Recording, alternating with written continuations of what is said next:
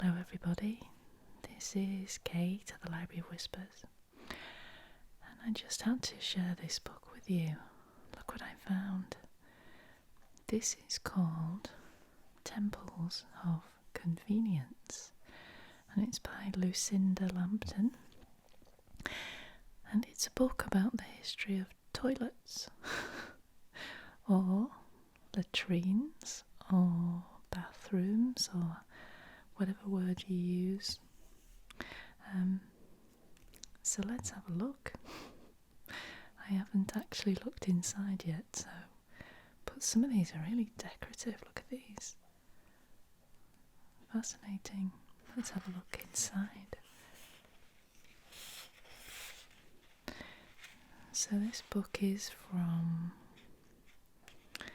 1978. This isn't a library book. I actually found this in a charity shop and couldn't resist.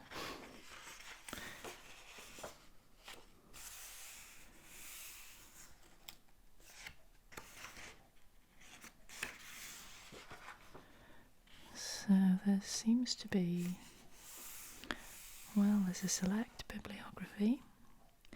Who knew there were that many books on toilets? Look at these. Flushed with Pride, the story of Thomas Crapper. The story of water supply. The Good Loo Guide. The story of baths and bathing. Interesting. So there's quite a big introduction.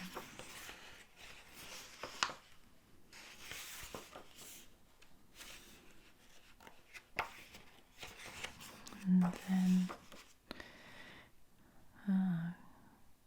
so also called WCs or water closets, in Britain at least. These seem to be castles and things where there might have been old bathrooms. Oh, look at this one. Let's see what this one is. Try and press it down without breaking the spine. So this here is a royal close stool covered in red velvet with a stuffed horsehair seat that was probably used by Charles I and Charles II, and certainly by James II at Knoll near Sevenoaks in Kent. It is thought to have been brought here from either Hampton Court or Whitehall Palace by the 6th Earl of Dorset, who, when appointed Lord Chamberlain to William and Mary, was allowed the established prerequisite of removing the state furniture of the previous monarch to his own home. So kind of like a portaloo. And this one is one of the two-seater garderobes in the scrupulously restored Haddon Hall in Derbyshire. Beneath the seats is a drop of some 30 feet into a steep slope of rock where either the rain or an unfortunate menial cleaned everything away. And this one, number 11, what was originally a 5-seater privy in the early 17th century garden wall of the deanery. Sorry, this is this one. The deanery, Staindrop, County Durham. It was remodelled in the 19th century as a 2-seater with oak panelling. Oh, sorry, okay, this is the same thing. So here, you actually sat with your fellows when you went to the bathroom. But fortunately, there was some nice oak panelling on the walls to make you feel more comfortable.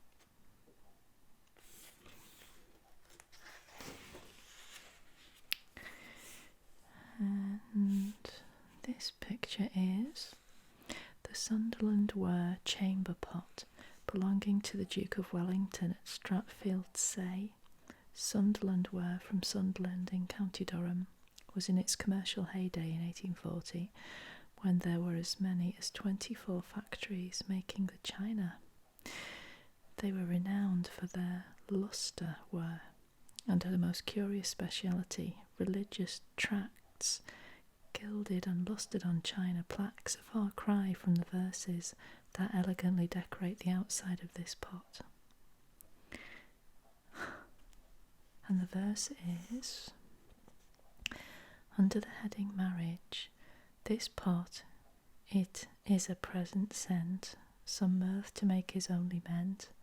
We hope the same you'll not refuse, but keep it safe and oft it use. When in it you want to piss, remember them who sent you this. Under the heading present, dear lovely wife, pray rise and piss. Take you that handle and I'll take this. Let's use the present which was sent, to make some mirth is only meant. So let it be as they have said, we'll laugh and piss, and then to bed.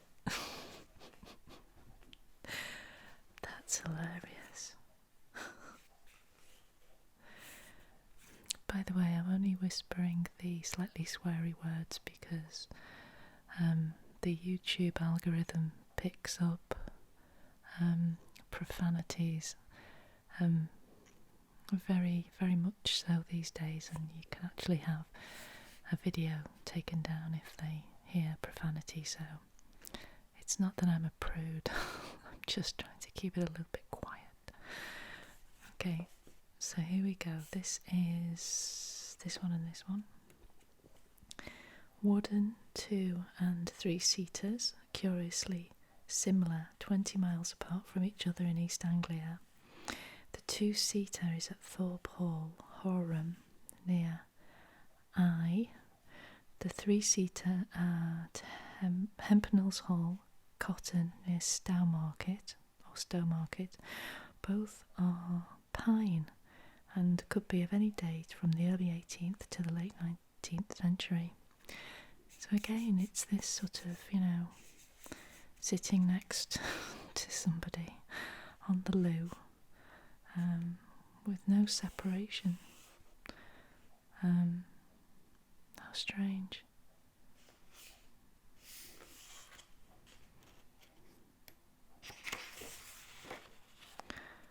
Oh, starting to get a bit more extravagant now. This one is the rare and extraordinary 18th century Chinese dressing room at Saltram, near Plymouth in Devon. The wallpaper dates from the reign of Kang Sai, 1662 to 1722, and was put up when Saltram was finished in 1756. This date is precise, as a surplus bit of the paper was used as a backing for the Chippendale mirror, which was delivered that year. It is therefore one of the earliest Chinese wallpapers still surviving in England. Wow. What does this say? The cans for hot and cold water, the bath and the foot bath are Victorian. The wig stand in the corner dates from the early 19th century. Originally used to powder wigs over the bowl, it was undoubtedly later used as a washstand. So this is like an early bathroom. And this rather ugly looking thing is 21. The lower part of a pan closet of about 1790, originally at Hampton Court, and now in the Science Museum, London, complete. It would have had a basin above the container and pan.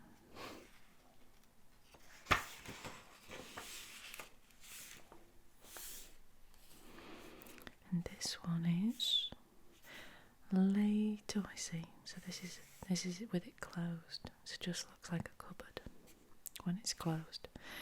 Late 18th to early 19th century pine commode in simulated bamboo with false drawer front, photographed at Debenham in Suffolk. It had become very popular by the 18th century to hide away the pot into the elegance of a piece of furniture.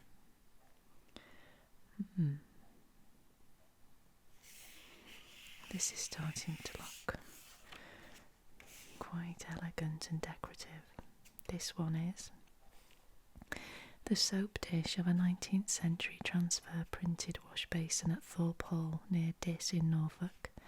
The design was applied in the biscuit stage and the extra embellishments painted on by hand. I see, so these are all soap dish parts on a sink.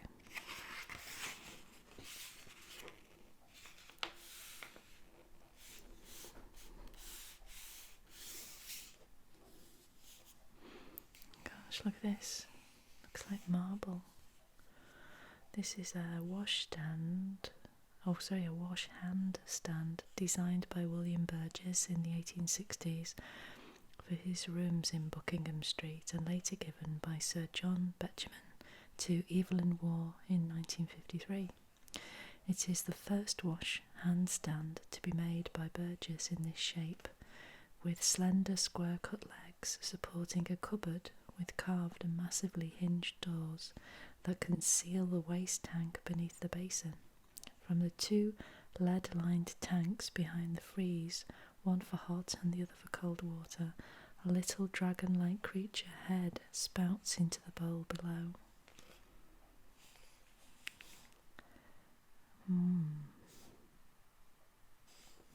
Very decorative.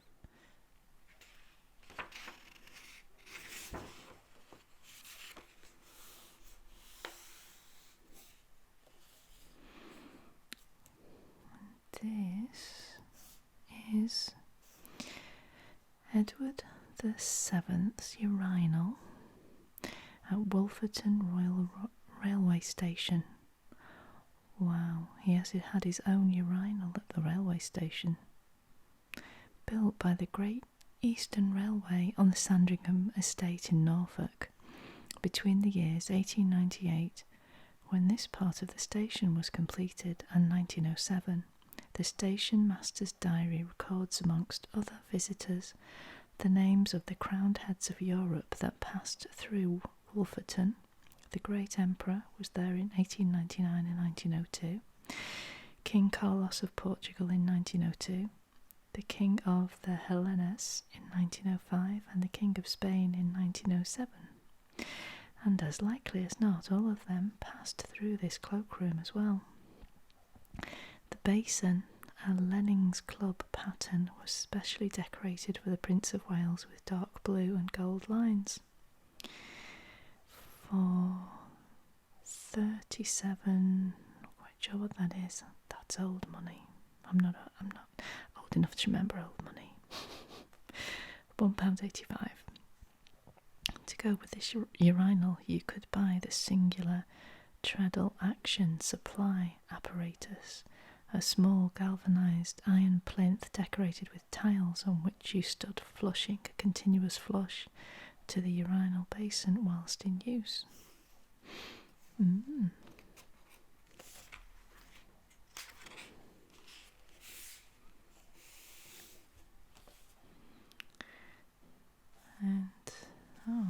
this here, one of the many WCs disguised as wardrobes. So instead of putting your clothes in there, you actually went to the loo. There is a little fully furnished room with a valve closet behind each door that were ordered by the Duke of Wellington in 1841 for Stratfield Say near Reading. In 1823, the servants had to be asked not to empty their pots into the gutters at the top of the house, so terrible had been the stench. That's understandable. The Duke was by this time discussing the possibilities of installing a water closet, but it was not until 1841 that these magnificently entranced chambers were designed. There were 8 put in that year. The architect, Benjamin Dean Wyatt, seems to have been delighted. he wrote to the Duke whilst they were being made, "My lord, I have been today to inspect the outside cases for the several closets. The Canadian wood, which they call rock marble, turns out the handsomest wood for such a purpose as I ever saw in my life, and I rather believe that the two casings which have been made of it are the only example of it in England."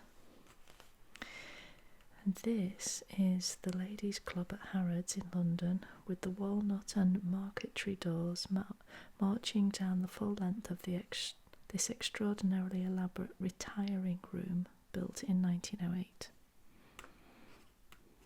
Well, this one is this one and this one.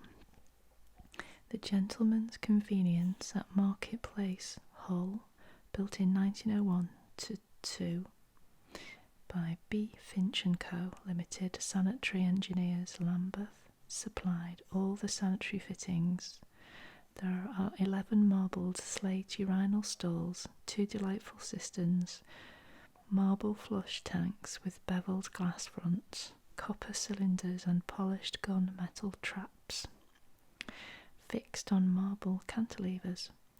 On the front of these were 2 tiny grey marble Tuscan pillars, Finch's 3-range lavatory marble tops, and 6 French symphonic closets with mahogany seats. The total building costs came to £1,129. The tiles, the convenience's most distinctive feature, came to a mere £90. Very grand.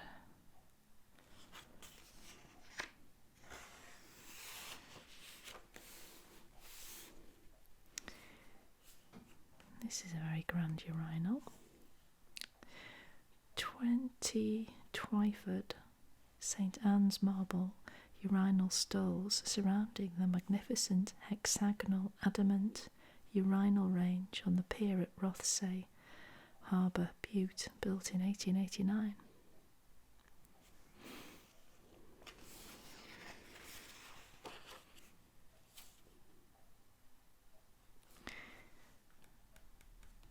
I recognise these. This is in... Yes, I'm right.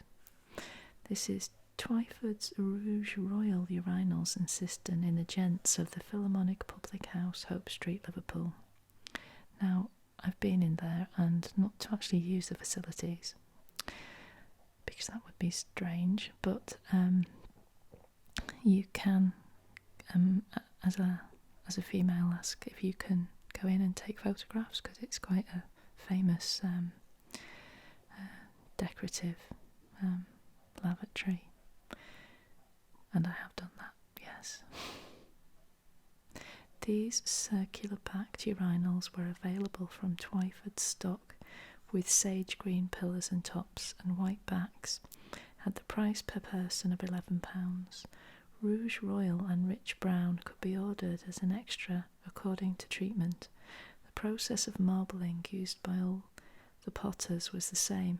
The patterns were transfer printed onto the biscuit, fired but unglazed pottery, and the ware was then passed through a hardening on kiln before glazing.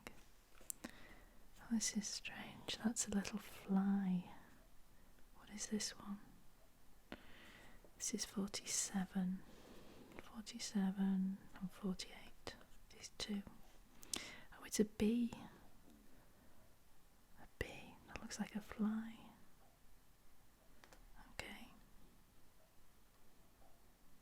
Okay. A bee for men to aim at to avoid splashing. The Latin for bee is apis. One of 2 diamond urinals in leadless glaze, designed by Walter E. Mason of Harwich in Lancashire, or Harwich maybe, between 1878 and 1882 for the Wigan College of Technology, Library Street, Wigan, Library Street, Wigan, Messrs. Twyford's at one time manufactured a urinal stall with a bullseye under the glaze. Well, well, well.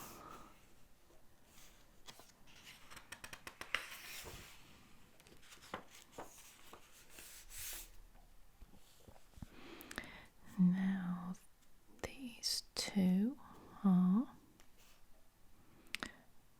no, beg your pardon.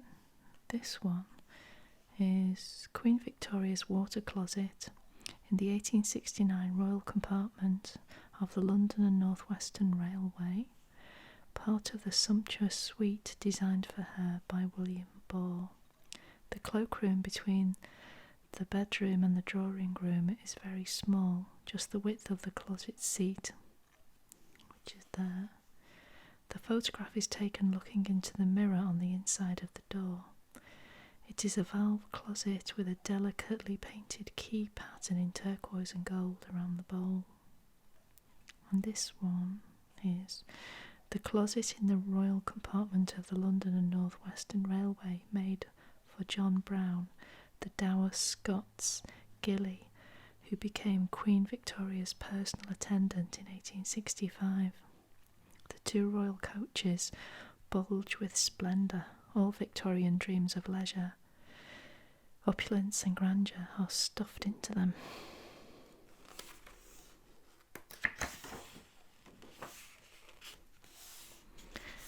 So now we get to some very interesting toilet bowls.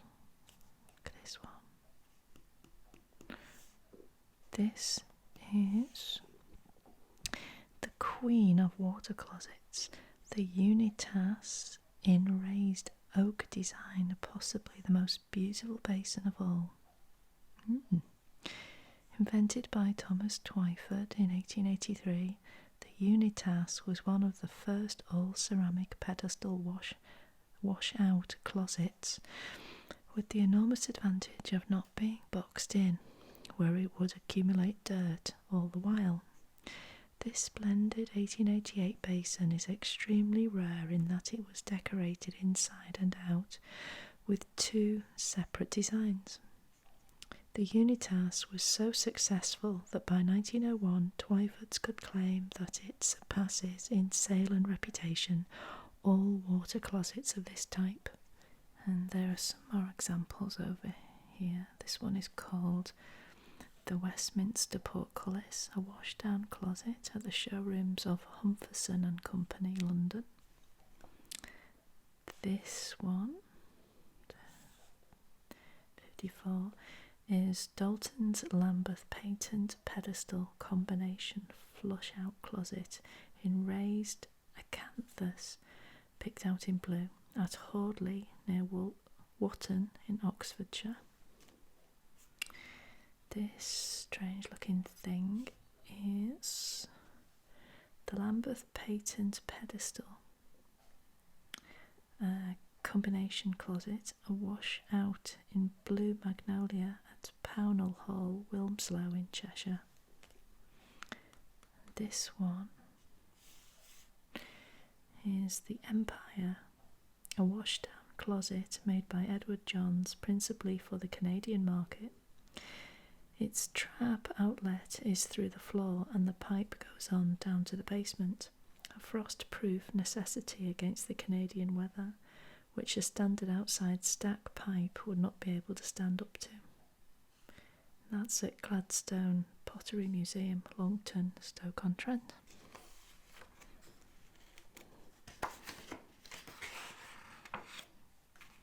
These look to be designs of the different ceramic bowls.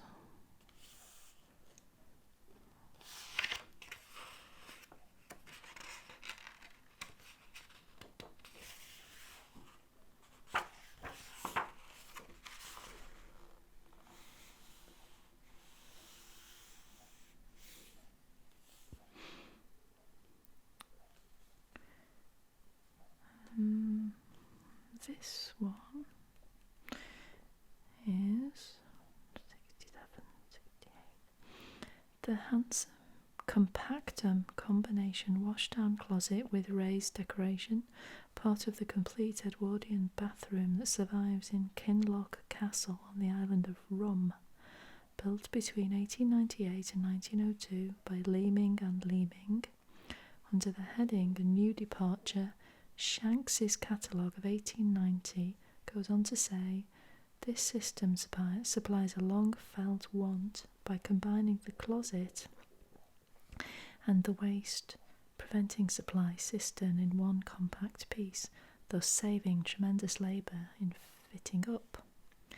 To a large extent, and avoiding the noise and complication of overhead cisterns, everything is within reach.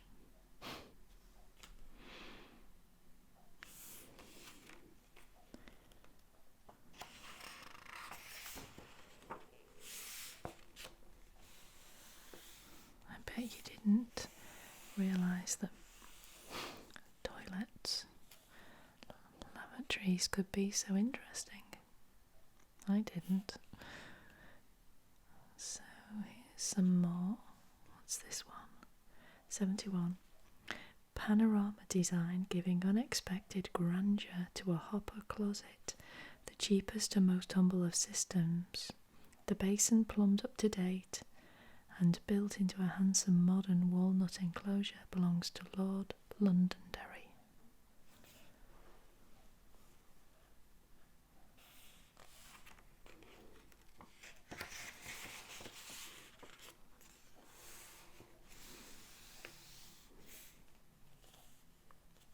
Like this one. That's really nice. I didn't think I'd be saying that about a loo, but there you go. 80. This is called the Sultan, a Shanks washout closet of 1896 at Wallington Hall, Cambo, Northumberland. And this one, number 83. Dalton's improved pedestal Simplicitas, washdown closet with highly ornamented raised decorations at Stockport Cricket Club in Cheshire. And this one is 85. Does that say? Yeah. This is the Deluge, a washdown closet in the Venetian pattern by Twyford's in Raby Castle, County Durham. There were 24 patterns to choose from to decorate either the Deluge, the Cardinal, or the Sirdar Twyford washdown basins.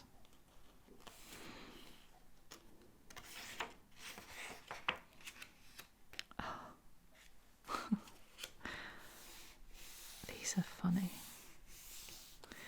This one is called the Dolphin, the king of water closets, a washout, in this case supplied by Stock, Sons and Taylor of Birmingham.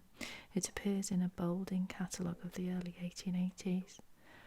This one with a face at the bottom is Belleek China Chamber Pot at Seaford in County Down, Northern Ireland, most likely to have been manufactured as a protest against Home Rule. Wow.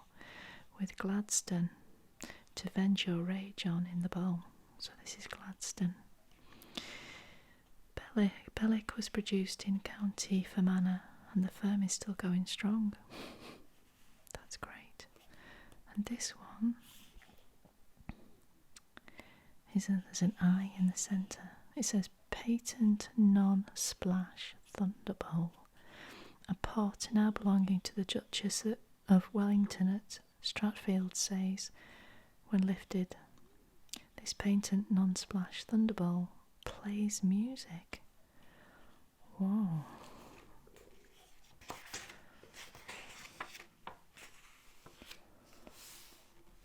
Oh, this is bizarre. This is called the Slipper Bath, belonging to Sir Walter Calverley Blackett of Wallington Hall, Cambo, Northumberland. The slipper bath, which is not in its usual position, is surrounded by a collection of objects gathered together by the National Trust which now runs the house. There is a 19th century Minton washstand set with weaving pink ribbons, a woolen jug cosy, 2 brass and 1 china hot water carriers, Dr. Nelson's improved inhaler and 2 more, 1 in marble, veined china, a razor strop box, a sunlight soap box, a bottle of Aperient mineral water by Aquaperia of Harrogate, a pewter bedpan, a china slop bucket, 3 pomade pots, 2 china bottles, a ring tray, a decanter and glass, a china hot water bottle, the most beautiful lace-edged hand towels, and a late 18th century pot cupboard. The bath is made from pieces of sheet metal. The little tap on the toe is for draining, the funnel at the front for adding hot water. Marrett was knifed to death in such a bath. I'm not sure I'd like to use that.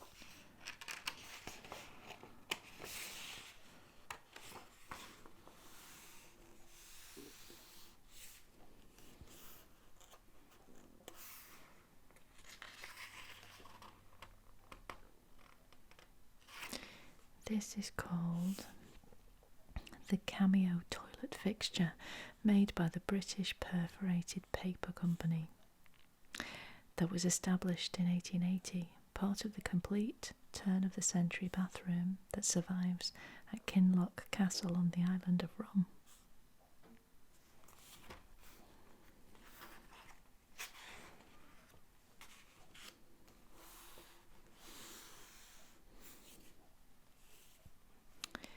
And this, gosh, look at this contraption here.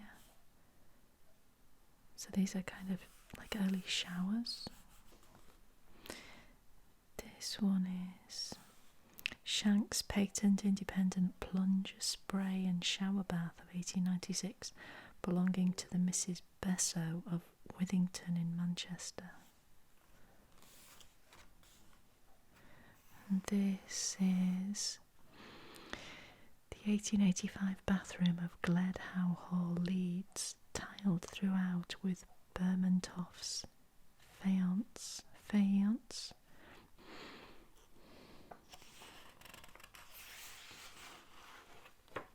Different kinds of marble.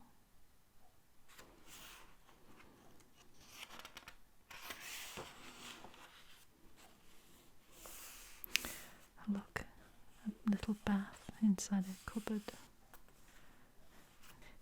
This one is Lord Curzon's bath at Montacute, the late 16th century house in Somerset that he rented from 1915 until his death in 1925.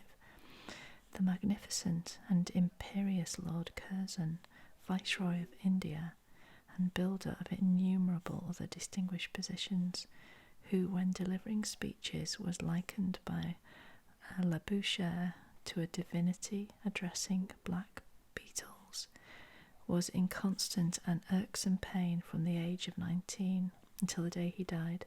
He had curvature of the spine and was always to wear a steel corset, which very possibly was the reason for him building this conveniently private bath into his bedroom when he redecorated many of the rooms at Montacute.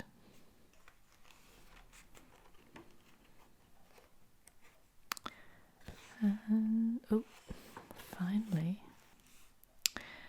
okay, this is a good one to end on. This is a naked behind cast in fiberglass in 1974 by Martin Cook and Roger Stone of 8 Ringford Road, London, SW18. It is fixed here to a Twyford's Celtic wash down WC, a flush to wall closet. So basically it's a bottom.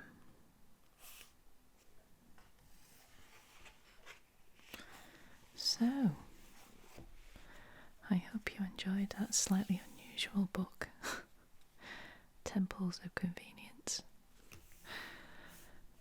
As always, this is Kate at the Library of Whispers, trying to find you nice books. Some unusual, some a little different. Please join me again, and I shall see you very soon. Bye bye for now. Bye bye.